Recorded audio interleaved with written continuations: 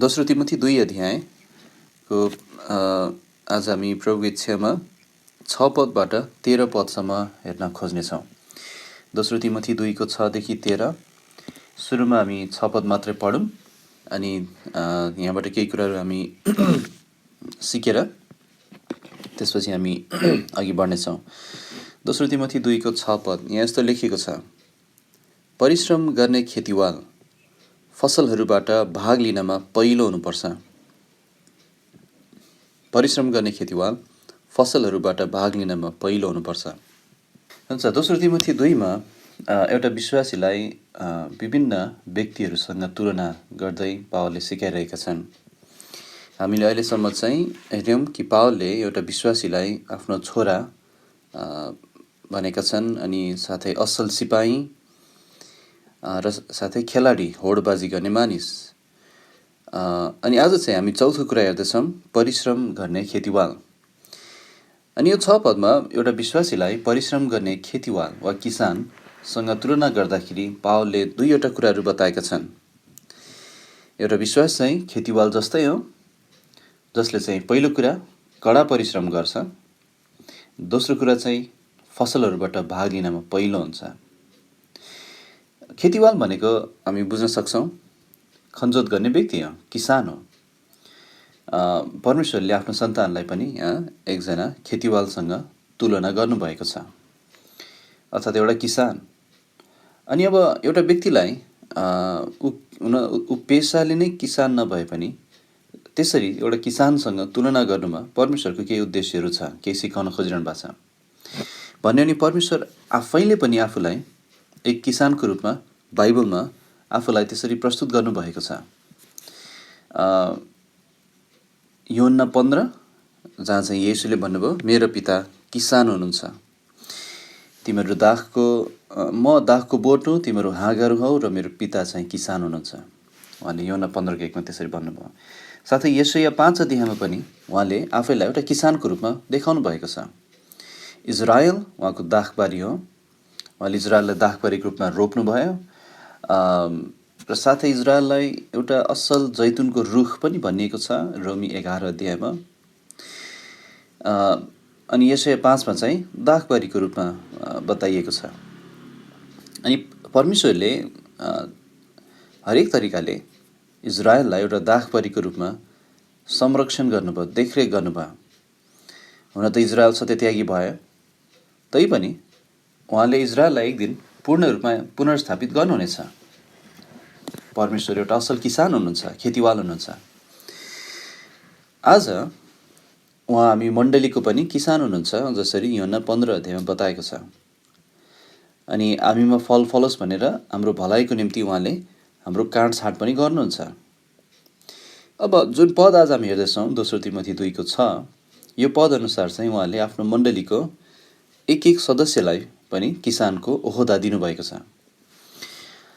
खेत हुनु एउटा कुरा हो। कसैले भन्न सक्छ मेरो खेत छ, मेरो यति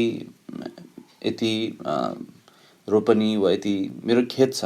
खेत हुनु एउटा कुरा हो, तर त्यही खेतमा कठोर परिश्रम गरेर त्यसको फलबाट आफ्नो जीवन यापन गर्ने किसान हुनु चाहिँ वा खेतीवाल हुनु चाहिँ अर्को कुरा हो।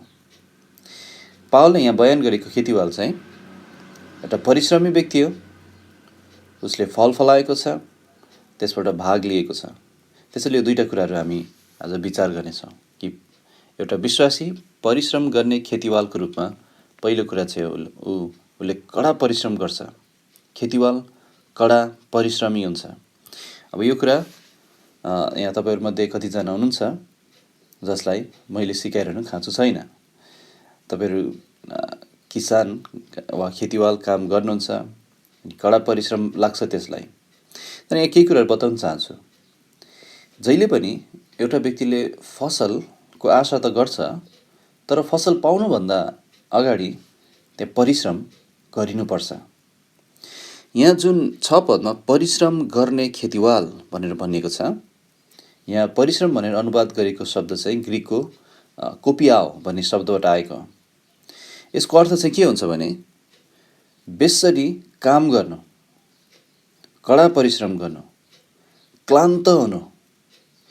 त्यसैले यो शब्दबाट हामी के देख्छौँ भने यहाँ परिश्रम गर्ने खेतीवाल भनेर भन्ने यो वाक्यांशबाट के बुझ्छौँ भने यहाँ चाहिँ थकित हुने गरी परिश्रम गर्ने व्यक्ति चाहिँ किसान हो भनेर बताइरहनु भएको छ। एउटा किसान चाहिँ थकित हुने गरी परिश्रम गर्छ, एकदम कडा परिश्रमी हुन्छ। म आफैले पनि किसानहरूको कामहरू देखेको छु अनि मैले आफैले देख्दाखेरि पनि किसानहरू चाहिँ सबैभन्दा परिश्रम गर्ने व्यक्तिहरू मध्येमा पर्छन् अवश्य पनि। अनि त्यसैले यहाँ उहाँले के सिकाइरहनु भएको छ भने उहाँको सन्तानहरू परिश्रमी हुनुपर्छ। परमेश्वरको सन्तान परिश्रमी हुनुपर्छ अनि आफ्नो परिश्रमी सन्तानहरूसँग उहाँ प्रसन्न पनि बन्नुहुन्छ। भन्यो भने परमेश्वर आफै पनि अति नै परिश्रमी हुनुहुन्छ। यूहन्ना 5:17 येशूले भन्नुभएको शब्दहरू विचार गर्न सक्नुहुन्छ। उहाँले कसरी भन्नुभयो भने मेरा पिता अहिलेसम्म काम गर्नुहुन्छ र म काम गर्छु। परमेश्वरले सृष्टि गर्नुभयो, 7औं दिनमा विश्राम लिनुभयो, तर त्यो विश्राम चाहिँ कामहरूबाट, सृष्टि गर्ने कामबाट रोकिनु भएको मात्रै थियो। उहाँ काम गर्दै हुनुहुन्छ आज पनि असङ्ख्य मानिसहरूलाई बचाउने अनि उनीहरूको जीवनमा आज पनि विश्वभरि लाखौँ विश्वासीहरू उहाँलाई प्रार्थना गर्दैछन्। उनीहरूको निम्ति काम गर्दै हुनुहुन्छ, उनीहरूभित्र काम गर्दै हुनुहुन्छ, हराएकालाई बोलाउँदै हुनुहुन्छ। परमेश्वर अति परिश्रमी हुनुहुन्छ, उहाँ व्यस्त हुनुहुन्छ। हरेक दिन बिहान सबेरै उठेर मानिसहरूलाई आफू कहाँ बोलाउनु हुने परिश्रमी यहोवा हुनुहुन्छ परमेश्वर। यिर्मया 7:11 अध्यायमा उहाँको यो चरित्रलाई बयान गरेको छ। उहाँ बिहान सबेरै उठ्दै मानिसहरूले आफू कहाँ बोलाउनुहुन्छ। अनि त्यसैले उहाँको सन्तानहरू पनि परिश्रमी हुनुपर्छ। उहाँले भन्दै हुनुहुन्छ खेतीवाल, परिश्रम गर्ने खेतीवाल। अब फसल प्राप्त गर्ने उद्देश्य भएको खेतीवालले पनि कसरी परिश्रम गर्छ भने ऊ थकित हुने गरी परिश्रम गर्छ। अहिले चाहिँ किसानहरूको लागि धेरै प्रकारको मिसिनहरूको विकास भएको छ खेती गर्नलाई, तर हाम्रै देशमा पनि केही वर्ष अगाडि त्यो थिएन। पावलको समयमा झन् थिएन। त्यसैले खेतीवालहरूले चाहिँ आफ्नै हातले सबै परिश्रम गर्नु पर्थ्यो। खेतीवालहरूले गर्नुपर्ने परिश्रमहरू थुप्रै हुन्छन्। जस्तै खेतीवालले आफ्नो जमिनलाई राम्ररी बुझ्नुपर्छ पहिला, अनि त्यसपछि त्यो जमिनलाई तयार पार्नुपर्छ, खन्नुपर्छ, त्यसलाई मलिलो पार्नुपर्छ, बिउ रोप्नुपर्छ, झारपातहरू उखाल्नुपर्छ, मलजल गर्नुपर्छ। त्यति मात्र होइन, धीरज धर्नुपर्छ अनि बल्ल कटनी गर्नुपर्छ अनि त्यसपछि फसललाई बेच्न लैजानुपर्छ। अब बाहिरबाट हेर्दा किसानी काम सजिलो, मजाको लाग्ला, आनन्दको लाग्ला। मान्छेले भन्छन् पनि उसलाई अफिस जानुपर्ने धपेडी छैन, हाकिमको गाली सहनु पर्दैन, कति सजिलो छ किसानी काम, आफ्नै धुनले गरे भयो। तर वास्तवमा त्यहाँ हरेक असल फसलहरूको पछाडि जब हामी तरकारी बजारमा जान्छौँ तरकारी किन्न, अनि त्यहाँ कति तरकारीहरू धेरै सस्तोमा पाएको हुन्छ, थुप्रो पाएको हुन्छ, तैपनि हरेक असल फसलको पछाडि त्यहाँ धेरै धेरै कडा परिश्रमहरू परेका हुन्छन् नै। किसानहरूले, खेतीवालहरूले घामको रातमा, झरीको चुटाइमा पनि घन्टौँसम्म धीरज साथ काम गर्नुपर्छ अनि त्यहाँ साँच्चै धेरै निकै परिश्रमहरू छन्।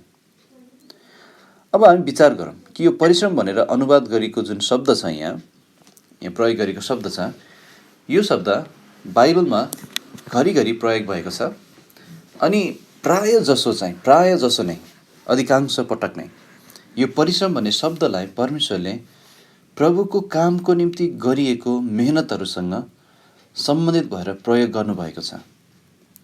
यो परिश्रम भन्ने शब्द किसानसँग भन्दा पनि उहाँको काम गर्ने व्यक्तिहरू, उहाँको सेवकहरूसँग उहाँले यो जोड्नु भएको छ अनि प्रयोग गर्नुभएको छ। उदाहरणको लागि हामी 2 पन्ना अगाडि पल्टाउन सक्छौँ। 1 तिमोथी 4:10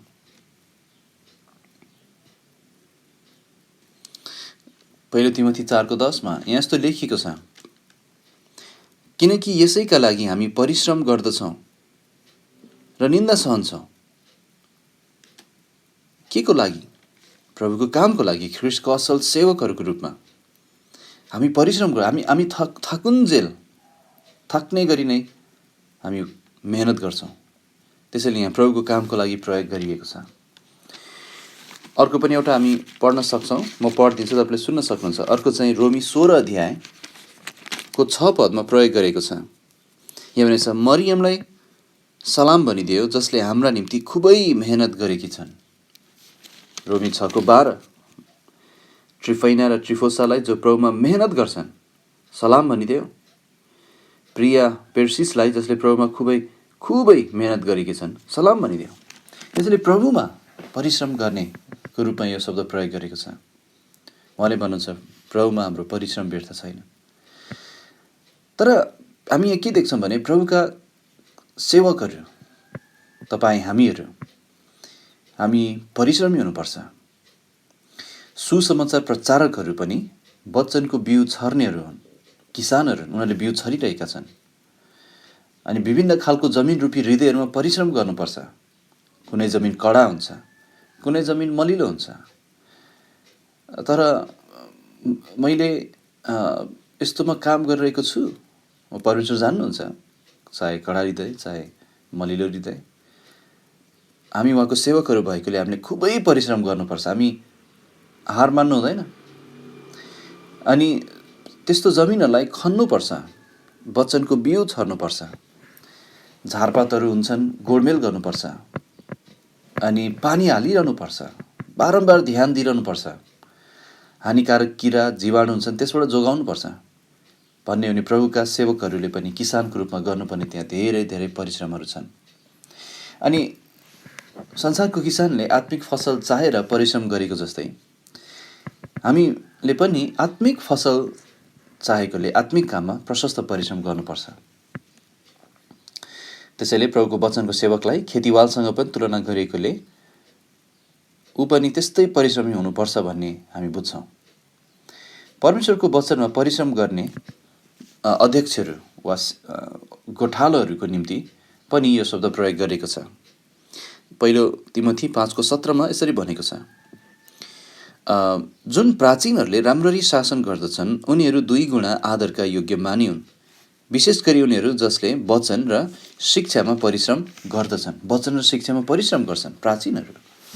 त्यही कारण प्रचारकहरूले कडा परिश्रम गर्नुपर्छ। वचन अध्ययन गर्ने काममा, सुसमाचार सुनाउने काममा, कसैलाई चेलापनमा हुर्काउने काममा, अन्य सेवाको काममा परिश्रम साथ गर्नुपर्छ। एकजना व्यक्तिले यसरी भन्नुभएको छ, अल्छे प्रचारकलाई कुनै बहाना छैन। तपाईँ कहिले पनि तपाईँका मानिसहरूले भनेको मण्डलीका सदस्यहरूले मानिसहरूले भन्दा थोरै परिश्रम गर्नु हुँदैन। जब उनीहरू तपाईँको प्रचार सुन्न आउँछन् विश्वासीहरू, उनीहरूले हप्ताभरि नै कडा परिश्रम गरेका हुन्छन् आफ्नो घरको काममा। उनीहरूले तपाईँबाट त्यसभन्दा कम अपेक्षा गर्नु हुँदैन। त्यसैले विश्वासीहरू शनिबार सङ्गतिमा सभामा आउँदाखेरि उहाँहरूले हप्ताभरि धेरै परिश्रम गरेको हुन्छ। अनि चर्चमा आउँदा चर्चमा सिकाउने पास्टरले चाहिँ विश्वासीहरूले भन्दा कम परिश्रम गरेको देखिनु हुँदैन। यहाँ त्यही भन्न खोजेको। वारेन वर्सबीले पनि यसरी भन्नुभएको छ, साँचो सेवकाई कडा काम हो। जसरी खेतीवालले आफ्नो खेतमा यत्नशील भएर काम गर्छ, ठिक त्यसरी नै पास्टरहरूले पनि आफ्नो आत्मिक खेतमा परिश्रम गर्नुपर्छ, वारेन वर्सबीले भन्नुभएको। त्यसैले प्रचार कार्य एउटा अति विशिष्ट काम हो, अति महान आज्ञाको जिम्मेवारी हो। यो प्रचार गर्ने काम पनि आत्मिक काम हो अनि यो चाहिँ शारीरिक थकान नै गराउने काम पनि हो। म आफै पनि प्रचार गर्ने कामलाई अति प्रेम गर्छु। तर 10-15 मिनटकै प्रचार भए पनि त्यसलाई म हल्का साथ लिँदिनँ, मलाई सजिलो पनि हुँदैन। अनि हरेक प्रचारलाई राम्ररी तयार गर्न म हरसम्भव परिश्रम गर्ने गर्छु अनि सर्वोत्तम गर्न खोज्छु। अनि त्यसैले म जान्दछु यसमा धेरै परिश्रम पर्छ। अनि त्यसैले हामीले जम्मा 2-4 वटा रूपरेखा आउटलाइन केही तयार पारेर आउँदैमा पर्याप्त हुँदैन, परिश्रम गर्नै पर्छ। तर केवल प्रचारकहरू वा सेवकहरू मात्र होइन, हरेक ख्रिस्टियन परिश्रमी हुनुपर्छ, घरमा होस् मण्डलीमा होस्। अनि हरेक ख्रिस्टियनले खेतीवालले चाहिँ थाकुन्जेलसम्म नै प्रभुको काममा मेहनत गर्नुपर्छ। मण्डलीमा अल्छे हुनु हुँदैन, आफ्नै गर्न सक्ने कामहरू खोज्नुपर्छ। यो कुरालाई ध्यान दिनुहोस्, मण्डली सदस्यता भनेको सक्रिय सहभागिता हो, निष्क्रिय उपस्थिति मात्र होइन। मण्डली सदस्यता भनेको चाहिँ सक्रिय सहभागिता, निष्क्रिय उपस्थिति मात्र होइन। दोस्रो कुरा हामी यहाँ विचार गरौँ कि खेतीवाल फसलहरूबाट भाग लिनमा पहिलो हुन्छ। फसलबाट भाग लिनमा पहिलो हुन्छ। यहाँ 6 पदमा दोस्रो तिमोथी 2:6 यस्तो लेखेको छ, परिश्रम गर्ने खेतीवाल फसलहरूबाट भाग लिनमा पहिलो हुनुपर्छ। अनि कसैले पनि खालि पसिना बगाउनको लागि मात्र परिश्रम गरेको हुँदैन। मैले काम पाएन, मेरो पसिना बगाउनु भएन, म यहाँ किसानी काम गर्छु, त्यसरी गरेको हुँदैन। त्यसरी रहरले गर्ने पनि हुन्छन्, शरीर यसो तन्काउनुपर्छ भनेर, तर खास उनीहरू वास्तविक किसान चाहिँ होइनन्। उनीहरूको टाइम पास हो, केही तरकारी लगाउनु, उमार्नु। तर यहाँ परिश्रम गर्ने खेतीवालले चाहिँ खालि पसिना बगाउँछु मात्र भनेर गरेको हुँदैन। उसको एउटा उद्देश्य हुन्छ, उसको एउटा लक्ष्य हुन्छ, उसको एउटा आशा हुन्छ। के हुन्छ भने फसल उमार्नु, प्राप्त गर्नु। उसले धीरज धर्नुपर्छ याकुब 5:7, अनि उसले आफ्नो हरेक जिम्मेवारीहरू पुरा गरिरहेको हुनुपर्छ। तर जब उसले फसल हात पार्छ तब ऊ रमाउँछ। खेतबाट फसल प्राप्त गर्नु र त्यसको स्वाद चाख्नु, यो उसको परिश्रमको इनाम हो, परमेश्वरबाटको आशिष पनि हो। त्यसैले जसले परिश्रम गर्छ उसले इनाम पाउँछ, प्रभुबाट आशिष पनि पाउँछ। परमेश्वरले पनि उहाँको परिश्रमी सेवकहरूलाई आशिष दिनुहुन्छ। हो, हामीले धीरज धर्नुपर्छ, हरेस खानु हुँदैन। अनि हामीले परमेश्वरमा विश्वास राख्दै काम गरिराख्नुपर्छ, परिश्रम गरिराख्नुपर्छ। अनि एक दिन उहाँले अवश्य इनाम दिनुहुनेछ। कति इनामहरू अनन्ततामा दिइनेछन्, केही इनामहरू हामीले यही जीवनमा पाउँछौँ। जस्तै जब आत्माहरू बाँचेको हामी देख्छौँ, त्यो हाम्रो आनन्द हो। जब परमेश्वरको वचनले विश्वासी जनहरूको जीवनमा प्रगति भएको, आत्मिक उन्नति भइरहेको देख्छौँ, त्यो हाम्रो आशिष हो। अनि कसैले प्रभुको कामको निम्ति आफैलाई सुम्पिन्छ हामी देख्छौँ भने हाम्रो त्यो आशिष हो, त्यो इनाम हो। त्यसैले त्यहाँ केही भाग हुन्छ, खेतीवाल फसलहरूबाट उसले भाग लिन्छ। यो पदलाई राम्ररी बुझ्न अझै केही कुराहरू विचार गरौँ। पहिलो कुरा चाहिँ किसानले उक्त फसल अरूलाई बाँड्नु अघि आफैले त्यसबाट उपभोग गर्छ। यहाँ भनेको छ फसलहरूबाट भाग लिनमा पहिलो हुनुपर्छ। यसको अर्थ उसले त्यो फसल अरूलाई बाँड्नु अघि ऊ आफैले त्यसबाट प्रयोग गर्छ, उपभोग गर्छ। अब एउटा गम्भीर कुरा तपाईँहरूसँग बाँड्न चाहन्छु। प्रचारकहरू वा सिकाउने व्यक्तिहरू चाहिँ अरूलाई सिकाउनको निम्ति मात्रै भनेर अध्ययन गरिरहेको हुन धेरै परीक्षित हुन्छन्। अब के सिकाउने होला भनेर तयारी गर्न मात्र बाइबल अध्ययन गरिरहेको हुन सक्छ। त्यो गलत मनोभाव हो। प्रिय दाजुभाइहरू, हामीले अरूलाई सिकाउन मात्र होइन, तर हाम्रो आफ्नै प्राणको निम्ति व्यक्तिगत रूपमा आत्मिक भोजनहरूले तृप्त भइरहनुपर्छ। प्रभुले भन्नुभएको छ, मान्छे रोटीले मात्र होइन तर परमेश्वरको मुखबाट निस्कने प्रत्येक वचनले बाँच्नेछ। अनि हामी उहाँको वचन अरूलाई बाँड्नुभन्दा अगाडि हामी आफैले त्यसबाट खानुपर्छ। हामीले आफ्नै निम्ति बाइबल पढ्नुपर्छ, आफ्नै निम्ति बाइबल मनन गर्नुपर्छ, आफ्नै निम्ति बाइबल अध्ययन गर्नुपर्छ। त्यसैले अरूलाई खुवाउनु अगाडि हामी आफै चाखिरहेको हुनुपर्छ, खाइरहेको हुनुपर्छ। ब्रदर डेभिड क्लाउडले यसरी लेख्नु भएको छ, प्रचारकहरूले अरूलाई प्रचार गर्नु अघि आफ्नै निम्ति परमेश्वरको वचनबाट भाग लिइरहेको हुनुपर्छ। निजले अरूको प्राणलाई खुवाउनु अघि आफ्नै प्राणलाई खुवाउनुपर्छ। उसको आनन्द परमप्रभुको व्यवस्थामा हुँदछ र उहाँकै व्यवस्थामा दिनरात मनन गर्दछ। वचन सङ्ग्रह 1:2। यदि कुनै प्रचारकको जीवनमा ख्रिस्टसँगको घनिष्ठ हिँडाइमा कमी छ र यदि निज आफ्नो व्यक्तिगत आराधनाको जीवनमा परमेश्वरको वचनमा व्यक्तिगत समय बिताउनमा, उसको प्रार्थनाहरूमा र परमेश्वरको वचन दिनरात मनन गर्ने कुरामा अल्छे छ भने ऊ आत्मिक बुद्धि, सामर्थ्य र जोसमा पनि कम हुनेछ।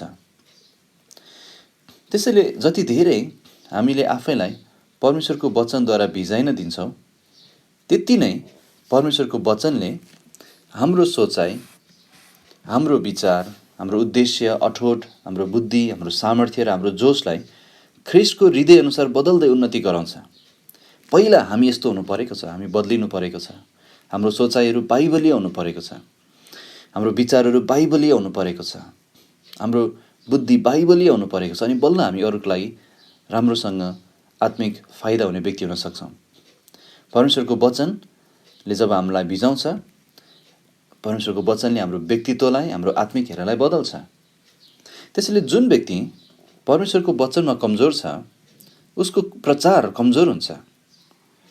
जुन व्यक्ति परमेश्वरको वचनमा, प्रार्थनामा र आराधनामा थोरै समय बिताउँछ, उसको सेवकाई पनि त्यस्तै अनुपातमा कमजोर अनि सतही हुन्छ। शैतान सक्रिय छ अनि परमेश्वरका जनहरू बाइबल नै पढ्न नभ्याउने गरी व्यस्त वा अल्छी भएको देख्न रुचाउँछ। त्यसैले असल खेतीवालले फसल अरूलाई बाँड्न वा बेच्न अघि ऊ स्वयंले त्यसबाट भाग लिन्छ। यहाँ भनेको छ कि परिश्रम गर्ने खेतीवालले फसलबाट भाग लिनमा पहिलो हुनुपर्छ। दोस्रो कुरा हामी यहाँ के देख्छौँ भने उसले आफ्नो फलबाट नै आफ्नो जीवन यापन गर्छ। हरेक व्यक्तिले जुन क्षेत्रमा आफ्नो परिश्रम लगाएको हुन्छ, उसले त्यहीँबाट आफ्नो जीवन यापन गर्ने इच्छा राखेको हुन्छ। जस्तै एउटा सिपाहीले आफ्नो पुरै समय देशको निम्ति परिश्रम गर्नमा उसले बिताउँछ अनि त्यसैबाट उसले आफ्नो जीविका चलाउँछ। अफिसमा जागिर खाएको व्यक्तिले आफ्नो पुरै समय त्यहीँ परिश्रम गर्न बिताएको हुन्छ र उसले पनि त्यही अफिसबाट आफ्नो जीविका चलाउने वा आम्दानी गर्ने अपेक्षा राख्छ। एउटा खेतीवालले पनि, किसानले पनि आफ्नो सारा परिश्रम त्यही फसलमा लगाएको हुन्छ, जसको कारण उसले आफ्नो जीवनयापन त्यहीँबाट हुन सकोस् भनेर आशा गरेको हुन्छ। अनि त्यसैले उसले आफ्नो फलबाट भाग लिनमा पहिलो हुन्छ। ठिक त्यसरी नै सुसमाचारको सेवा गर्नेहरूले सुसमाचारबाट नै जीवन निर्वाह गरून् भन्ने प्रभुको इच्छा हो। 1 कोरिन्थीको 7, गलाती 6, 1 तिमोथी 5मा यी कुराहरू सिकाइएको छ। त्यसैले असल खेतीवाल तपाईँहरू र हामी सबै असल खेतीवाल हुनुपर्छ। अब चाहिँ हामी 7 पददेखि 13 पदमा केही कुराहरू हामी हेर्नेछौँ। तिमोथी आत्मिक युद्धमा भएको हुनाले तिमोथीलाई केही उत्साह दिन, तिनलाई बलियो बनाउन पावलले चाहिँ यो खण्डमा 7 देखि 13मा चाहिँ ख्रीष्टको कार्य, उहाँको व्यक्तित्व, पावलको आफ्नो अठोट, परमेश्वरको विश्वासयोग्यताको बारेमा केही कुराहरू बताएका छन्। यहाँ विचार गरौँ।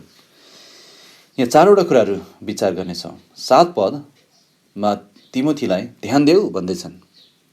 8 पदमा तिमोथीलाई चाहिँ येशू ख्रीष्टको सम्झना गर भनेर सिकाइरहेका छन्। 9 र 10 पदमा चाहिँ सुसमाचारको निम्ति दुःख सहने पावलको अठोटको बारेमा बताइरहेका छन्। अनि 11 देखि 13मा चाहिँ येशू ख्रीष्टसँग भएको असल भविष्यको कारणले दुःख भोग्न तयार हुनुपर्छ भनेर सिकाइरहेका छन्। हामी यसलाई विचार गर्नेछौँ। पहिला कुरा हामी 7 पद हेरौँ। यहाँ भनेको छ, म जे भन्दछु त्यसमा ध्यान देऊ र सबै कुराहरूमा प्रभुले तिमीलाई समझ दिउन्। म जे भन्दछु त्यसमा ध्यान देऊ र सबै कुराहरूमा प्रभुले तिमीलाई समझ दिउन्। ध्यान देऊ भनेर भन्दैछन्। यहाँ हामी केही कुरा देख्छौँ। पहिलो तिमोथीको जिम्मेवारी देख्छौँ। तिमोथीले ध्यान दिनुपर्ने कुरा देख्छौँ अनि तिमोथीलाई प्रतिज्ञा हामी यहाँ देख्छौँ।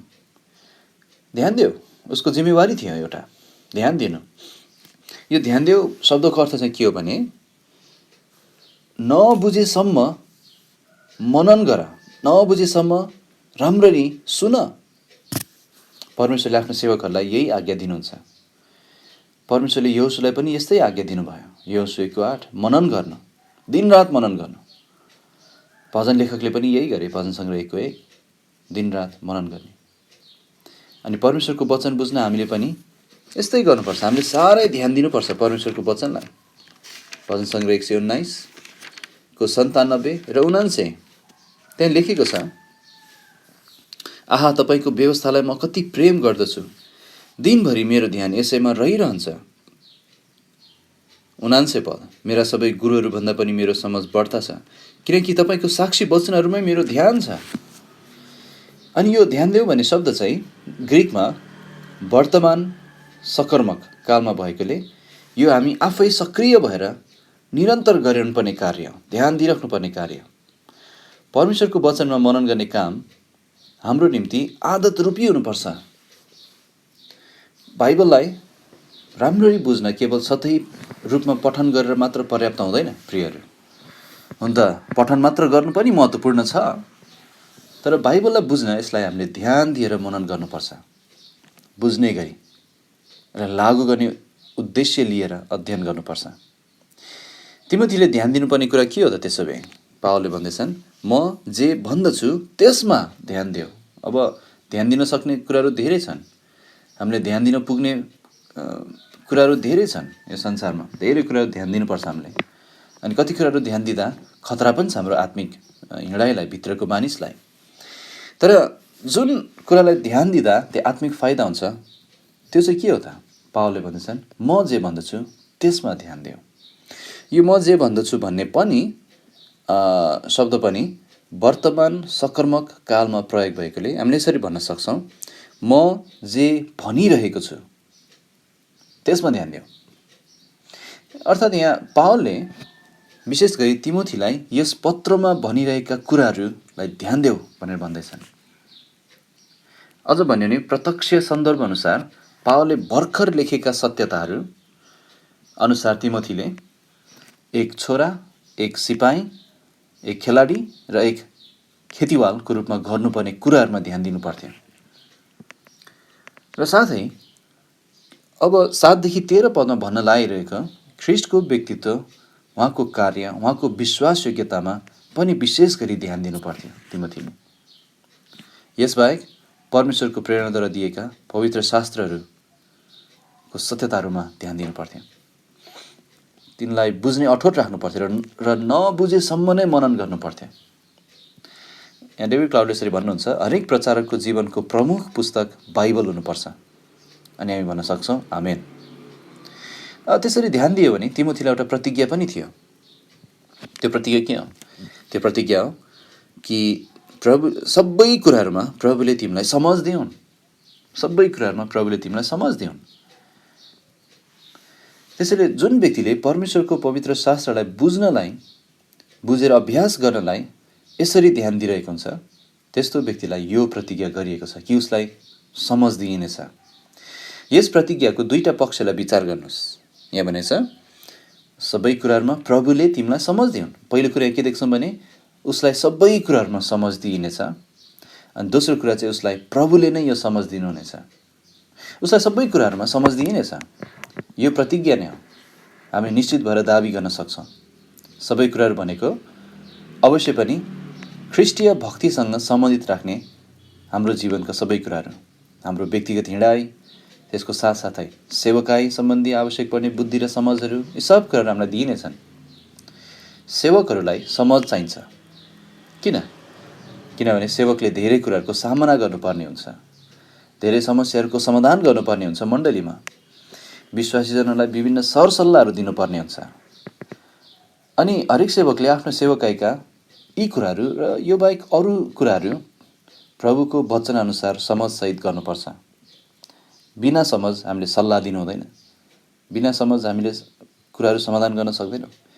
त्यसैले यहाँ प्रतिज्ञा नै छ कि उहाँको वचनमा ध्यान दिनेलाई यी सबै कुराहरूमा समझ दिइनेछ। हामी कतिपटक भन्छौँ प्रभुको मण्डलीमा हामी कसरी गर्न सक्छौँ र? हाम्रो बुद्धि पुग्दैन, म सक्दिनँ। त्यो सत्य हो।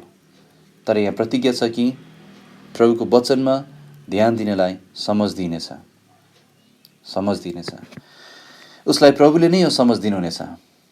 हाम्रो आफ्नै समझमा भर पर्न सक्दैनौँ।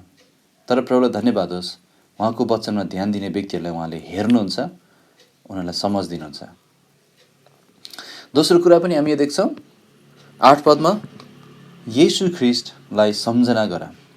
8 पद हामी पढौँ। यहाँ यस्तो लेखेको छ, मेरो सुसमाचार अनुसार दाउदका वंशका येशू ख्रिस्टलाई मरेकाहरूबाट बौराइनु भयो भनी सम्झना गर।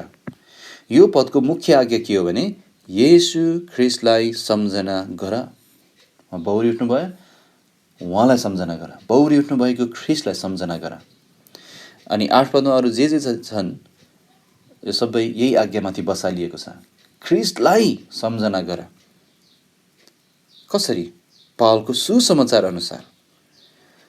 उहाँ दाउदको वंशका हुनुहुन्थ्यो, उहाँ बौरिनु भयो, ख्रिस्टलाई सम्झना गर। अब तिमोथीले विश्वासको उत्तम लडाइँ लडेको पावल चाहन्थे। पावलले आफ्नो सेवकाईको जीवनमा धेरै दुःखहरूको सामना पनि गर्नु परेको थियो। अनि त्यस्तै दुःखहरूले तिमोथीलाई पनि पर्खिरहेका थिए। अनि आज हामीलाई पनि पर्खिरहेका हुन्छन्। तिमोथीले त्यो सबै दुःखहरू उठाउन सकुन्। पावलले भर्खर भनेका कुराहरू अनुसार तिमोथी एउटा बलियो छोरा, एउटा असल सिपाही, एउटा विजयी खेलाडी र फल फलाउने खेतीवाल हुन सकुन् भनेर पावलले यस तिमोथीलाई यो खण्डमा यो आज्ञा दिइरहेका छन्। येशू ख्रीष्टलाई सम्झना गर। अनि यही सत्यताद्वारा तिमोथीलाई प्रेरणा दिइरहेका छन्। प्रिय दाजुभाइहरू, यो सत्य हो कि प्रभुको सेवकाइमा त्यहाँ धेरै दुःखहरू आउँछन् नै।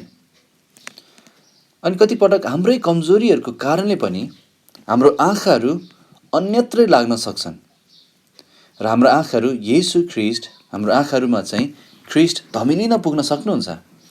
त्यसैले हामीले उहाँलाई सम्झना गरिहाल्नुपर्छ, ख्रीष्टलाई सम्झना गर्नुपर्छ। हामीलाई हाम्रो कामहरू हुन्छन्, अनि कामहरूको, खानेकुराहरूको, वासस्थानको अनि वस्त्रको खाँचो पर्छ। ती कुराहरू आफैमा खराब छैनन्, तर यदि हामी होसियार भएनौँ भने हाम्रो खाँचोहरूको कारणले हाम्रो आँखा येशू ख्रीष्टबाट अन्यत्रै पुग्न सक्छन्। मण्डलीमा पनि जस्तै मण्डलीको सेवामा धरि है, मण्डलीको सेवामा समेत हामी यो काम वा त्यो काम भनेर दौडिरहेका हुन सक्छौँ। यहाँ सेवकाई अनि त्यहाँ सिकाउनु पर्ने कुरा भनेर दौडिरहेका धेरै दौडधुप गरिरहेका हुन सक्छौँ। तरै पनि येशू ख्रीष्टसँग कायम गरिनुपर्ने घनिष्ठ सम्बन्धको महत्त्व प्रति हाम्रो आँखाहरू धमिलो भइरहेको हुन सक्छ। एउटा छोरा शिक्षामा बलियो होला, एउटा सिपाही आत्मिक युद्धमा कुशल होला, एउटा खेलाडी विजेता होला, एउटा खेतीवानले फसलको कटनी गर्ला। तरै पनि यदि येशू ख्रीष्टदेखि अन्तै उसको ध्यान छ, ख्रीष्ट उसको आँखामा धमिलिन पुग्नु भएको छ भने त्यस्तो हुन सम्भव छ है। यो सब गरेर पनि ख्रीष्टदेखि अन्तै ध्यान केन्द्रित हुनु सम्भव छ। परमेश्वरको कुनै पनि साँचो सन्तान जागिर, शिक्षा, मानिसहरूसँग सम्बन्धहरू, सेवकाईका दौडधुपहरू समेत, यी कुराहरूले समेत ख्रीष्टबाट किनारतिर लाग्न थालेको हुन सक्छ। तर ध्यान दिनुहोस्, येशू ख्रीष्टलाई नै बिर्सेर कोही पनि साँचो विजेता हुन सक्दैन। त्यसैले हामीले उहाँलाई, जो हाम्रो जीवनको प्रभु हुनुहुन्छ, जो हाम्रो विश्वासको कर्ता हुनुहुन्छ, हाम्रो विश्वासलाई सिद्ध पार्ने मालिक हुनुहुन्छ, उहाँलाई सम्झना गरिराख्नुपर्छ। सृष्टिकर्ताको सम्झना गर भनेको छ। हाम्रो निम्ति सारा अनुग्रहको भण्डार ख्रीष्ट येशूमा राखिएको छ। परमेश्वर पितासँगको हाम्रो सम्बन्धको हरेक पक्षहरू ख्रीष्टमाथि आधारित छन्। त्यसैले पावल अब शरीरमा बिदा हुन गइरहेका थिए अनि तिमोथीलाई एउटा कुरा महसुस गराउन चाहन्थे।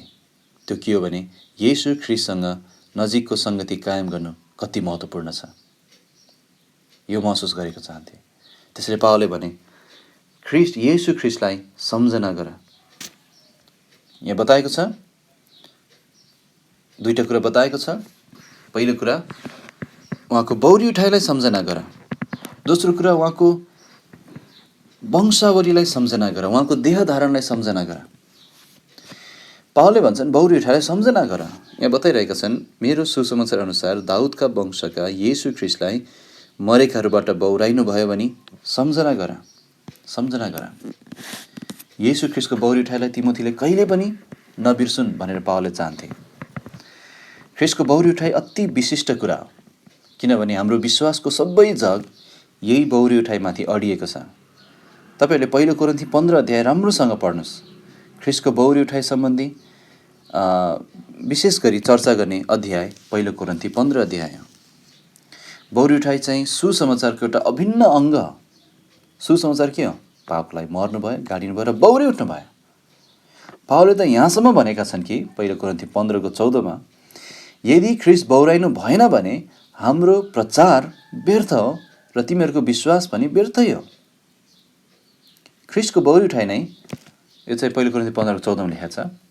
अनि भन्यो भने ख्रीष्टको बौरी उठाइ नै उहाँ परमेश्वरका पुत्र हुनुहुन्छ भन्ने कुराको प्रमाण हो। पावलले रोमी 1:3 र 4 यो कुरा बताएका छन्। बौरी उठाइद्वारा उहाँ परमेश्वरका पुत्र ठहरिनु भयो। ख्रीष्टको बौरी उठाइले हाम्रो धर्मीकरणलाई सत्य ठहराउँछ। हामी धर्मी ठहरेका छौँ किनभने ख्रीष्ट बौरी उठ्नुभयो। ख्रीष्टको बौरी उठाइद्वारा नै हामी निश्चित हुन सक्छौँ कि हाम्रो प्रभु जिउँदो हुनुहुन्छ, स्वर्गमा हुनुहुन्छ। अनि यसैद्वारा हामी जान्दछौँ कि एक दिन हामी उहाँको आम्ने सामने हुनेछौँ। उहाँ मरेको मरे हुनुहुन्न, उहाँ जिउँदो हुनुहुन्छ। हामी हाम्रो हरेक हिसाब बुझाउन उहाँको सामु उभिनेछौँ। त्यसैले ख्रीष्टको बौरी उठाएर सम्झना गर्नुपर्छ। दोस्रो कुरा चाहिँ ख्रीष्टको देहधारणलाई सम्झना गर्नुपर्छ। 8 पद, येशू ख्रीष्टको देहधारण, यो पनि एउटा महत्त्वपूर्ण कुरा हो। परमेश्वर ले जुन इजरायलसित बाचा बाँध्नु भएको छ, यसको बारेमा हामीले अध्ययन गऱ्यौँ। बाचाहरू, अनि तपाईँहरूमध्ये कोही कोहीले त्यो अध्ययन गर्नुभएको छैन, तपाईँहरूलाई चाहिँ त्यो बाचाहरूको नेपाली नोट्सहरू अनि अडियोहरू दिन सक्छु नि, त्यो अध्ययन गर्नुहोस्। जे होस्, परमेश्वरले इजरायलसित केही बाचाहरू बाँध्नु भएको छ अनि सारा संसारप्रति पनि उहाँको केही योजनाहरू छन्। त्यो सब पुरा गराउने हो भने येशू ख्रीष्ट चाहिँ शरीरमा आउनै परेको थियो। उहाँ दाउदको वंशबाट भएर जन्मिनु परेको थियो अनि त्यही पुरा गराउन ख्रीष्ट दाउदको वंशबाट जन्मिनु भयो। उहाँ देहधारण हुनुभयो। यहाँ 2:8 भनेको छ, दाउदको वंशका येशू ख्रीष्ट। दाउदको वंश अर्थात् उहाँ देहधारण हुनुभयो, उहाँ जन्मिनु भयो मानिस भएर, अनि उहाँ बौरी उठ्नुभयो। अनि त्यसरी नै उहाँले सबै बाचाहरू पुरा गर्नुहुनेछ। येशू इजरायलको मसीह हुनुहुन्छ। उहाँ नै इजरायलको प्रभु यहोवा हुनुहुन्छ। दाउदको विषय भन्ने हो भने तिनी इजरायलको इतिहासको दोस्रो राजा थिए साउलपछि। दाउदलाई तिनकै वंशद्वारा परमेश्वरले उहाँको एक राजकीय शासक पुत्र, जो राजाहरूका राजा हुनुहुनेछ, तिनकै वंशद्वारा पठाउनु हुने प्रतिज्ञा गर्नुभएको थियो दाउदलाई। दोस्रो शमूएल 7 भजन सङ्ग्रह 132 यो कुरा उल्लेख गरेको छ। येशू ख्रीष्ट चाहिँ बौरी उठाइद्वारा ईश्वरीय राजा हुनुहुन्छ भनेर प्रमाणित हुनुभएको छ। अनि दाउदको वंशद्वारा चाहिँ उहाँ राजकीय पुरुष हुनुहुन्छ भनेर ठहरिनु भएको छ। त्यसैले जब उहाँ बौरी उठ्नुभयो, उहाँ परमेश्वर हुनुहुन्छ, उहाँ ईश्वरीय राजा हुनुहुन्छ भन्ने देखाउनु भयो। जब उहाँ दाउदको वंशद्वारा जन्मिनु भएको थियो, त्यो बेला चाहिँ उहाँ राजकीय पुरुष हुनुहुन्छ भनेर देखाउनु भएको थियो। त्यसैले उहाँ इजरायलको राजा हुन योग्य हुनुहुन्छ भनेर प्रमाणित हुन्छ। उहाँ इजरायलको राजा हुनुहुन्छ। उहाँले नै एक दिन यस पृथ्वीमा सर्वोच्च राजाको रूपमा दाउदको सिंहासनमा बसेर शासन गर्नुहुनेछ। अनि येशूले इजरायलसित विभिन्न समयमा गरिएका प्रतिज्ञाहरूलाई, बाचाहरूलाई पुरा गर्नुहुनेछ, जसको आशिषहरूमा सारा संसारले प्रवेश पाउनेछ, 1000 वर्ष राज्य। हाम्रो निम्ति यो सम्झना गर्नु ठुलो सान्त्वना र साहस हो कि हाम्रो प्रभु येशू ख्रीष्ट नै राजाहरूका राजा हुनुहुन्छ। हामी पनि एक दिन दाउद, मोशा, अब्राहम, पावल र योना जस्ता व्यक्तिहरूसँग मिलेर यस संसारमा राज्य गर्नेछौँ। त्यसैले पावलले तिमोथीलाई भने, दाउदको वंशका येशू बौरी उठ्नुभयो भनी सम्झना गर। अब 9 र 10 पदमा चाहिँ सुसमाचारका निम्ति दुःख सहने पावलको अठोट हामी देख्छौँ। 9 र 10 पद पढौँ। उसका निम्ति कुकर्मीले झैँ कैदसम्म पनि म दुःख भोग्छु, तर परमेश्वरको वचन कैदमा छैन। यसकारण उनीहरूले पनि ख्रीष्ट येशूमा भएको मुक्ति अनन्त महिमासहित पाउन् भनेर म चुनिएकाका निम्ति सबै कुराहरू सहन्छु। त्यसरी पावलले भने म सहन्छु, म दुःख भोग्छु। उसका निम्ति, कसका निम्ति? सुसमाचारका निम्ति। कहाँसम्म? कैदसम्म। कसरी? कुकर्मीले झैँ म दुःख भोग्छु, म तयार छु, म सहन्छु, अरूले मुक्ति पाउन् भनेर। त्यसैले 9 पदमा पावलले सुसमाचारका निम्ति कुकर्मीले झैँ कैदसम्म दुःख भोग्न इच्छुक थिए। यहाँ पहिलो कुरा सिक्छौँ कि पावलले भन्दैछ सुसमाचारका निम्ति म दुःख भोग्छु। सुसमाचारका निम्ति कैदसम्म दुःख भोग्न तयार थिए। हुन त धेरै दुःख भोगिसकेका थिए पावलले, अनि यो दुःखहरू पावलले स्वेच्छाले रोजेर नै भोगेका थिए। कतिपटक त्यहाँ नजानु भन्दा पावल म बाँधिएर जान पनि तयार छु। रोजेरै, स्वेच्छाले रोजेरै दुःख भोगेका थिए। अनि कसरी पावलले यस्तो दुःख भोग्न इच्छुक हुन सक्यो होलान्? जवाफ चाहिँ हामी 8 पदमा पाउँछौँ। किन पावल यस्तो दुःख भोग्न तयार हुन सके? 8 पदमा जवाफ दिएको छ, ख्रीष्टको देहधारण र ख्रीष्टको बौरी उठाइको कारणले। सुसमाचार यही हो। 8 पदमा पावलले ख्रीष्टको सुसमाचारलाई मेरो सुसमाचार भनेका छन् भनेको यो सुसमाचार चाहिँ स्वयं ख्रिस्टले पावलको जिम्मामा सुम्पिनु भयो। अनि किन पावलले मेरो सुसमाचार भनेको 8 पदमा? किनभने यो तिनलाई सुम्पिएको कुरा थियो। अनि भन्ने हो भने सुसमाचारको धेरै सत्यताहरू पावलद्वारा नै प्रभुले दिनुभयो। जस्तै मुक्तिको सम्बन्धमा परमेश्वरको धार्मिकता, मानिसको पतित अवस्था, धर्मीकरण, प्रायश्चित, पापहरूको क्षमा, छुटकारा, मिलाप, पवित्रीकरण, महिमीकरण, यो सब महत्त्वपूर्ण शिक्षाहरू रोमीको पुस्तकमा भरिएर राखिएको छ। यही शिक्षाले रोमीको पुस्तक भरिएको छ। अनि त्यो पुस्तकको लेखक पावल हुन्। पावलले सुसमाचारको धेरै गहिराईहरू प्रकट गरिदिएका छन्। यही सुसमाचारको प्रतिरक्षामा तिनले गलातीको पुस्तक पनि लेखे। ख्रिस्टमा हाम्रो ओहदा र ओहदा अनुसारको हिँडाइको बारेमा एफेसी र कलसीको पुस्तकहरूमा पावलले लेखे। अनि तिनले नै प्रभुको सहायतामा सुसमाचारको लम्बाइ, चौडाइ, गहिराई र उचाइ बयान गरेका छन्। यो सुसमाचार पावलको सुसमाचार थियो। यो अति सत्य सुसमाचार थियो। पापीहरूलाई बचाउन यति सामर्थ्य कि यसको निम्ति पावल कैदसम्म पनि दुःख भोग्न तयार थिए। त्यसैले यो सुसमाचार सबै पापीहरूका निम्ति हो, जसले विश्वास गर्छन्। अनि सुसमाचारलाई विश्वास गर्न सकिन्छ।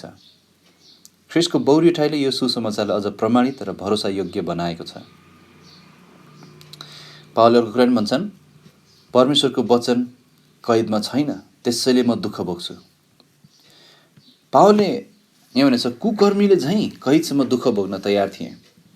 अब भन्यो भने पावल आफै त कुनै कुकर्मी थिएनन्, तर तिनलाई एउटा कुकर्मीलाई झैँ व्यवहार गरिएको थियो। तिनको दोष एउटै मात्र थियो, ख्रिस्टको सुसमाचार प्रचार गर्नु। अनि तिनलाई कुकर्मीलाई झैँ व्यवहार गरेर कैदमा राखेको थियो। पावल कैदमा थिए, तर परमेश्वरको वचन कैदमा थिएन। परमेश्वरले पावलद्वारा आफ्नो काम गरी सिद्ध्याउनु भएको थियो। पावलबाट गर्नुपर्ने काम। पावल अब स्वर्गीय घर जाने समय आइसकेको थियो। मानिसहरूले हेर्दा वा देख्दा पावल कैदमा भएको अनि तिनको काम पनि कैदमा परेको देखिन्थ्यो। तर सत्यता धेरै टाढा छ। परमेश्वरको वचन कैदमा छैन। कसैले कैद गर्न पनि सक्दैन, किनभने यही वचनद्वारा देखिने नदेखिने सबै थोकहरू बनेको। अनि यही वचन, परमेश्वरको वचन, स्वर्गमा सदा सर्वदाको निम्ति स्थापित गरिएको छ। परमेश्वरको वचन रित्तो फर्किँदैन। यशाया 55:11। परमेश्वरको वचन जिउँदो र प्रभावशाली छ। इब्रू 4:12। परमेश्वरको वचन कैदमा छैन। बाइबललाई नाश गर्न चाहने व्यक्ति, साम्राज्य, धर्महरू धेरै धेरै खडा भए इतिहासमा। तर ती सब मानिसहरू, त्यसको प्रतिनिधि गर्ने मानिसहरू नाश भएर गए, मरेर गए। तर बाइबल आजसम्म पनि हाम्रो माझमा छ। बाइबल सबैभन्दा बढी अनुवाद गरिएको पुस्तक हो, सबैभन्दा बढी छापिएको पुस्तक हो, सबैभन्दा बढी पढिएको पुस्तक हो। बाइबल आज हाम्रो हातमा छ। यो परमेश्वरको वचन हो, त्यसैले हामी निडर हुन सक्छौँ, यसको निम्ति दुःख भोग्न सक्छौँ। बाइबल, परमेश्वरको वचन कैदमा छैन। परमेश्वरको वचनलाई बाइबलमा धेरै कुराहरूसँग तुलना गरिएको छ। यसलाई आगो भनिएको छ, यसलाई घन भनिएको छ। यो ऐना हो, एउटा बिउ हो, यो शुद्ध पार्ने पानी हो, बत्ती हो, उज्यालोको निम्ति ज्योति। बाइबल चाहिँ वर्षा र हिउँ जस्तै हो, शीतल। बाइबल चाहिँ लाग्ने दुईधारे तरवार हो। बाइबल परमेश्वरको धनु हो। बाइबल सुन जस्तै बहुमूल्य कुरा हो, सुनभन्दा पनि बहुमूल्य कुरा। र बाइबल चाहिँ भोजन हो।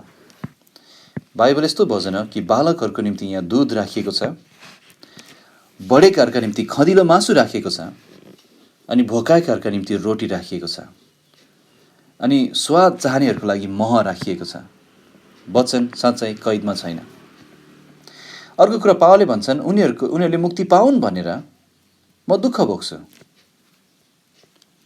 10 पद, यसकारण उनीहरूले पनि ख्रिस्ट येशूमा भएको मुक्ति अनन्त महिमासित पाउन् भनेर म चुनिएकाहरूका निम्ति सबै कुराहरू सहन्छु। पावलको इच्छा यही थियो, जुन परमेश्वरको इच्छा थियो, सबैले मुक्ति पाउन्। परमेश्वरसँग कस्तो एकमन भएको देख्छौँ पावल, सबैले मुक्ति पाउन्। यसै कारण पनि पावल यी दुःखहरू भोग्न तयार थिए। अरूले मुक्ति पाउन् भन्ने लालसा राख्दै आफूले दुःख भोग्नु, यो त ख्रिस्टकै मन हो। ख्रिस्टले पनि सबैले मुक्ति पाउन् भनेर क्रुसमा आफू नै मर्न तयार हुनुभयो। पावल पनि अरूले मुक्ति पाउन् भनेर आफू दुःख भोग्न तयार थिए। ख्रिस्ट येशूमा जुन मन थियो त्यही मन तिमीहरूमा होस्। आज मानिसहरू आफ्नो जीवन नै जोखिममा हालेर काम गर्छन्। जस्तै सुनको खानीमा काम गर्नेहरूको विचार गर्नुहोस्। उनीहरूले भोक, प्यास, निन्द्रा, आफ्ना प्रियहरूको माया केही नभनी सुन भेट्टाउने कोसिस गर्दै त्यो खानीमा दुःखपूर्ण काम गर्छन्, आफ्नो ज्यान नै जोखिम हाल्छन्। यो बाहेक अरू व्यक्तिहरूले चाहिँ पैसा, सम्पत्ति, सम्मान पाउन दुःख गर्छन्। तर पावलले चाहिँ ती सुनहरू, ती पैसा, ती इज्जतभन्दा पनि बहुमूल्य कुरा आत्माहरू बटुल्नको निम्ति सबै दुःख भोगे। यो हो ख्रिस्टको मन। यो पदमा पावलले अरू कुरा बताएका छन्। यो मुक्ति ख्रिस्ट येशूमा छ, पहिलो कुरा। दोस्रो कुरा यो मुक्तिमा अनन्त महिमा छ। यहाँ पावलले भन्छन् ख्रिस्ट येशूमा भएको मुक्ति अनन्त महिमा सहित पाउन्। अनि तेस्रो कुरा चाहिँ यो मुक्ति पाएकाहरू नै चुनिएकाहरू। पावलले भन्छन् म चुनिएकाहरूका निम्ति दुःख भोग्छु। चुनिएका भनेको चाहिँ त्यही हुन् जसले यो सुसमाचारमा विश्वास गर्छन्। अब अन्तिममा थोरै समय हामी 11 देखि 13 पद हेर्नेछौँ। चौथो कुरा कि पावल चाहिँ ख्रिस्ट येशूसँग भएको असल भविष्यको निम्ति दुःख भोग्न तयार थिए। 11 देखि 13 पद पढौँ। यहाँ लेखेको छ, यो विश्वासयोग्य वचन हो। हामी उहाँसँग मरेका छौँ भने हामी पनि उहाँसँगै जिउनेछौँ। हामीले दुःख भोग्यौँ भने हामीले पनि उहाँसँगै राज्य गर्नेछौँ। हामीले उहाँलाई इन्कार गऱ्यौँ भने उहाँले पनि हामीलाई इन्कार गर्नुहुनेछ। हामी विश्वासयोग्य भएनौँ भने पनि उहाँ विश्वासयोग्य रहनुहुन्छ। उहाँले आफैलाई इन्कार गर्न सक्नुहुन्न। के भनेको यो पदलाई एकछिन विचार गरौँ। यहाँ मुख्य कुरा के हो भने ख्रिस्टसँग असल भविष्यको कारण पावल दुःख भोग्न तयार थिए। ख्रिस्टको आउन लागेको राज्य र त्यस राज्यमा पावलको विशेष ओहदाको कारण तिनले यी दुःखहरू भोग्न रोजेका हुन्। अब यसलाई विचार गरौँ एकैछिन। पहिलो कुरा हामी हेरौँ, यो विश्वासयोग्य वचन हो। पावलले यसरी सुरु गरेका छन्, यो विश्वासयोग्य वचन हो। 11 को सुरुमा यो विश्वासयोग्य वचन। अनि 11 देखि 13 पदमा जुन सत्यताहरू पावलले भन्न लागिरहेछन् यी चाहिँ विश्वासयोग्य वचन हो भनेर सुरु गर्छन्। अब यो भनेको के हो? हामी भन्न सक्छौँ परमेश्वरको हरेक वचन विश्वासयोग्य छ। अनि विशेष गरी चाहिँ पावलको समयतिर चाहिँ त्यो समयताका चाहिँ विश्वासीहरूको बिचमा उनीहरूले केही कुराहरू भन्ने गर्थे, केही कथनहरू बोल्ने गर्थे। अनि त्यो कथनहरू चाहिँ प्रख्यात हुन्थे। यस्तो प्रख्यात हुन्थे कि अरू विश्वासीहरूले पनि त्यो कथनहरू प्रयोग गर्थे। अनि त्यसैले प्राय विश्वासीहरूको बिचमा प्रचलित ती कथनहरूमध्ये केहीलाई उद्धरण गर्दै पावलले पनि समर्थन जनाउँदै यो विश्वासयोग्य वचन हो भनेर आफ्ना पत्रहरूमा उल्लेख गरेका छन्। जस्तै पहिलो तिमोथी 1:15 पावलले भन्छन् यो विश्वासयोग्य वचन हो, ख्रिस्ट येशू पापीहरूलाई मुक्ति दिनलाई संसारमा आउनुभयो। भनेपछि त्यो बेला विश्वासीहरूको बिचमा एउटा कथन चलेको थियो। उनीहरूले के कथन चलेको थियो भने ख्रिस्ट येशू पापीहरूलाई मुक्ति दिनलाई संसारमा आउनुभयो। अनि यो वाक्य एकदम प्रचलित थियो। अनि पावलले पनि त्यो वाक्यलाई उद्धरण गर्दै भन्दैछन् यो विश्वासयोग्य वचन हो, यो विश्वासयोग्य कथन हो। अनि पहिलो तिमोथी 4:9, तीतस 3:8 पनि पावलले यसरी नै भनेका छन्। अनि अब यहाँ 11 देखि 13 पदमा पनि यस्तो खालको कथन चलेको रहेछ विश्वासीहरूको बिचमा। सायद 11 देखि 13 पदको यो सत्यताहरू चाहिँ त्यो बेलाको विश्वासीहरूले गाउने सुरुको मण्डलीको एउटा भजन हुनसक्छ, भजनका शब्दहरू हुन सक्छन्। अनि त्यो शब्दहरूलाई उद्धरण गर्दै पावलले यो विश्वासयोग्य वचन हो भन्दैछन्। यहाँ पहिलो कुरा पावलले के सिकाउँछन् भने हामी उहाँसँग मरेका छौँ भने हामी पनि उहाँसँगै जिउनेछौँ। अब यो वाक्यांशले ख्रिस्टसँग हाम्रो मृत्युको एकरूपतालाई औँल्याएको छ। हामी उहाँसँग मरेका छौँ। यो चाहिँ एवरिस्ट कालमा छ।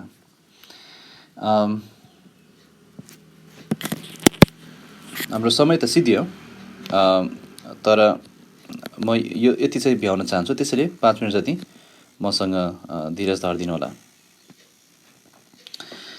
यो वाक्यले के देखाइरहेछ भने ख्रिस्टसँग हाम्रो मृत्युको एकरूपतालाई देखाइरहेको छ। हामी मरेका छौँ। ग्रिकको एवरिस्ट कालमा लेखिएको भनेको हाम्रो पुरानो मानिसको वास्तविकता हो। हामीले परमेश्वरको विरोधमा पाप गरेका छौँ हाम्रो पापको ज्याला मृत्यु हो, त्यो पापको ज्याला तिर्नै पर्छ।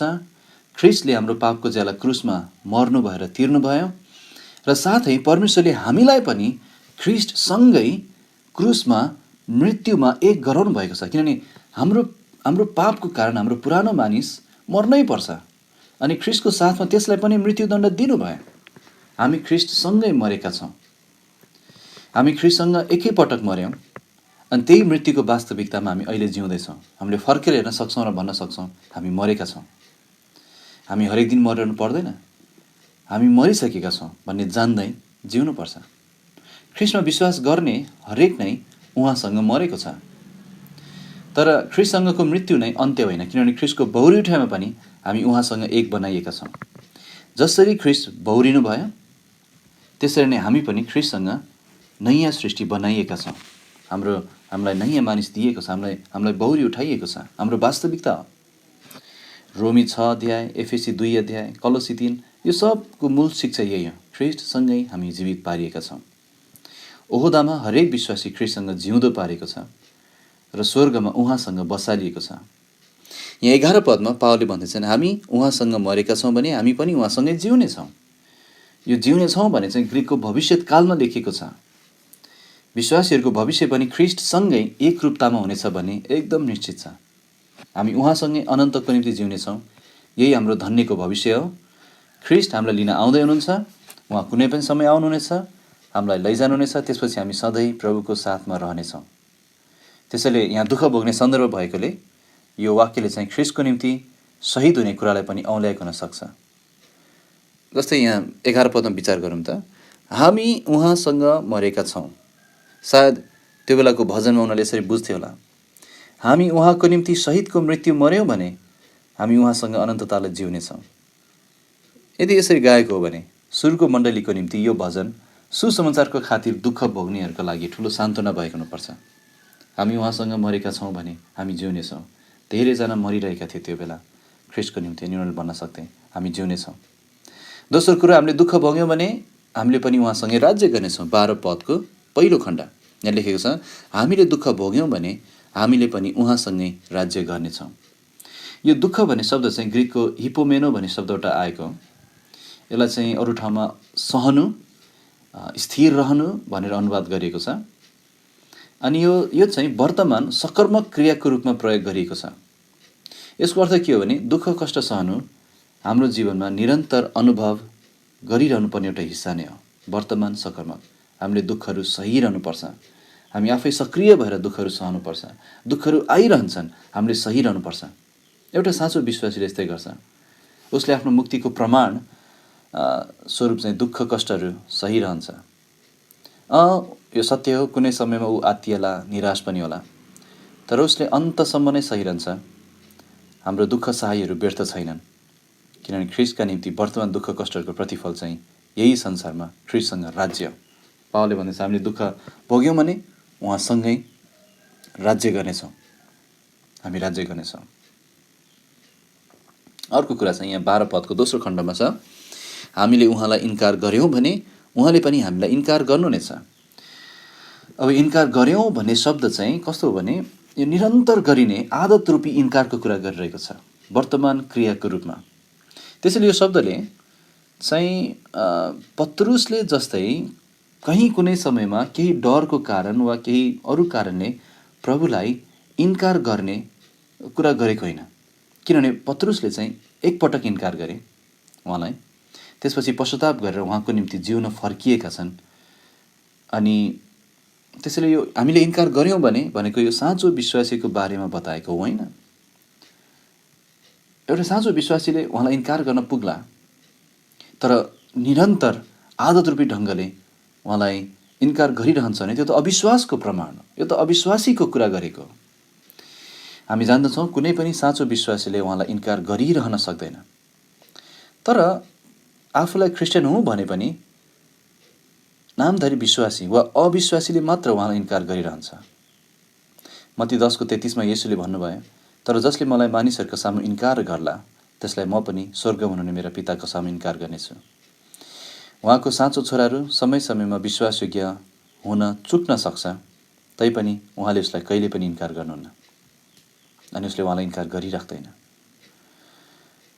यहाँ अन्तिममा हामी हेर्नेछौँ 13 पदमा, हामी विश्वासयोग्य भएनौँ भने पनि उहाँ विश्वासयोग्य रहनुहुन्छ, उहाँले आफैलाई इन्कार गर्न सक्नुहुन्न। त्यसैले हामी विश्वासयोग्य भएनौँ भने पनि उहाँ विश्वासयोग्य रहनुहुन्छ, उहाँले आफूलाई इन्कार गर्न सक्नुहुन्न। यहाँ विश्वासयोग्य भएनौँ भनेर अनुवाद गरेको शब्दावली चाहिँ यसको वास्तविक अनुवाद के हो भने विश्वास गरिरहेनौँ भने भन्ने हुन्छ। विश्वासयोग्य भन्ने शब्द छ, तर खास यो विश्वास नगर्नु भन्ने अर्थ लाग्छ। यो शब्द चाहिँ ग्रिकमा आपिस्तेओ भन्नेबाट आएको हो। यसको अर्थ चाहिँ के हो भने विश्वास नगर्नु, अविश्वास गर्नु, अनाज्ञाकारी हुनु। यही शब्दलाई, यो विश्वासयोग्य भएनौँ भनेर अनुवाद गरेको शब्दलाई चाहिँ मर्कुस 16:11, लुका 24:11 चाहिँ कसरी अनुवाद गरेको छ भने तिनीहरूले विश्वास गरेनन् भनेर अनुवाद गरेको छ।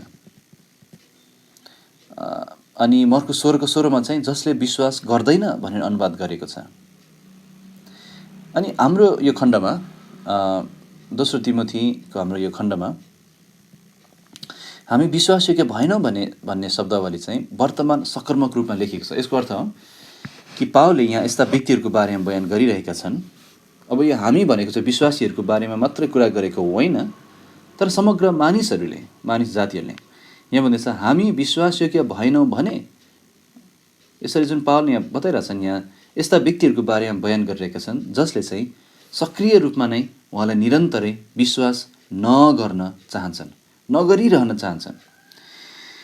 अब एउटा कुरा विचार गरौँ, जतिसुकै मानिसहरूले अविश्वास गरे पनि, विश्वास नगरे पनि सुसमाचार सत्य छ, परमेश्वर सत्य हुनुहुन्छ, उहाँ विश्वासयोग्य रहिरहनुहुन्छ। सुसमाचारद्वारा मुक्तिको विषयमा उहाँले गर्नुभएको प्रतिज्ञामा विश्वासयोग्य हुन छोड्न परमेश्वरले आफैलाई इन्कार गर्नुपर्छ, तर हामी जान्दछौँ उहाँले आफैलाई कहिले इन्कार गर्न सक्नुहुन्न। अन्तिममा यहाँ ब्रदर क्लाउडले लेख्नुभएको कमेन्ट्रीको यहाँ अनुवाद गरेको छु, उदाहरण गरेको छु, हामी यो हेर्नेछौँ। उहाँले यसरी व्याख्या गर्नुभएको छ, सारा संसारले सुसमाचारलाई अविश्वास गरे तापनि र ख्रिस्टलाई इन्कार गरे तापनि केही फरक पर्दैन। उहाँ जीवित, सत्य र विश्वासयोग्य हुनुहुन्छ। मानिसको अविश्वासले वास्तविकतालाई बदल्दैन। मानिसहरूले गुरुत्व बलको नियमलाई विश्वास नगरे तापनि उनीहरूको अविश्वासले गुरुत्व बलको नियमलाई रद्द गर्न सक्दैन। परमेश्वरको विश्वासयोग्यता त गुरुत्व बलभन्दा पनि अझ बढ्ता निश्चित छ। हामी देख्दछौँ कि एउटा विश्वासीले परमेश्वरलाई अविश्वास गर्न सक्छ, तर यो एउटा गम्भीर पाप हो। चेलाहरूको अविश्वासमा येशूले अक्सर निराशा प्रकट गर्नुभयो। बौरी उठ्नु भएपछि उहाँले उनीहरूको अविश्वासलाई हप्काउनु भयो। परमेश्वरको विश्वासयोग्यतालाई भरोसा गर्नु नै अविश्वासको समाधान हो। उहाँ विश्वासयोग्य रहनुहुन्छ। त्यसैले हामी के सिक्छौँ भने संसारले त उहाँलाई अविश्वास गरि नै रहन्छ, तैपनि उहाँ विश्वासयोग्य रहिरहनु भएको छ, उनीहरूलाई मुक्ति दिन, उनीहरूलाई बचाउन। तर साथै विश्वासीहरूले पनि कहिलेकाहीँ विश्वास नगर्न सक्छ, अविश्वास गर्न सक्छ, तर त्यो पाप हो। त्यसैले तर हामी निश्चित हुन सक्छौँ कि हाम्रो अविश्वासले परमेश्वरको विश्वासयोग्यतालाई बदल्दैन। हामी कतिपटक विश्वासयोग्य हुन हामी चुकौँला, विफल हौँला, तर परमेश्वर विश्वासयोग्य भइरहनुहुन्छ। अनि हामी यसमा धन्यवाद दिन सक्छौँ कि हाम्रो प्रभु विश्वासयोग्य हुनुहुन्छ। उहाँले जे वचनहरू हामीलाई दिनुभएको छ, जे प्रतिज्ञाहरू दिनुभएको छ, त्यो सब उहाँले पुरा गर्नुहुनेछ। प्रभुलाई धन्यवाद होस्। आउनुहोस् हामी प्रार्थना गरौँ र अन्त गर्नेछौँ।